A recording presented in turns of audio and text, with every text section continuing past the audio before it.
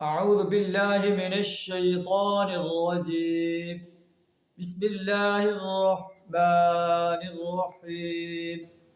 ويجعلون لله البنات سبحانه ولهم ما يشتهون. صدق اللہ العظیم.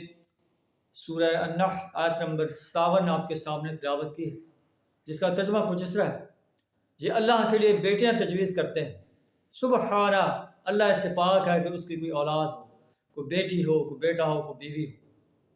اللہ احد، اللہ اکیلا ہے۔ اللہ الصمد، اللہ بے نیاز ذات ہے۔ لم یلد ولم یولد، نہ اس کی کوئی اولاد ہے اور نہ وہ کسی کی اولاد ہے۔ ولم یکن لہ کفوا احد، اور نہ کوئی اس کا ہمسر ہے۔ یہ اللہ کے لیے بیٹا قرار دیتے ہیں، اللہ اس سے پاک ہے، اور اپنے لیے جو چاہتے ہیں تجویز کرتے ہیں۔ حالانکہ جب انہیں بیٹی کی خوشخبری دی جاتی ہے تو ان کا چہرہ سیاہ ہو جاتا ہے اور یہ خون کے گھونٹ پی کر رہ جاتے ہیں۔ اپنی قوم سے چھپتے پھرتے ہیں، چاہے ایک انسان ہو چاہے بہت سے انسان۔ اس بری خبر کے بعد جو انہیں دی جاتی ہے، اور پھر یہ کہتے ہیں کہ کیا اس بیٹی کو ذلت کے ساتھ جو ہے اپنے ساتھ رکھے یا مٹی میں دبا دے۔ الا ساء ما یحکمون، دیکھو کیسے برے حکم ہیں جو یہ اللہ کے بارے میں لگا رہے ہیں۔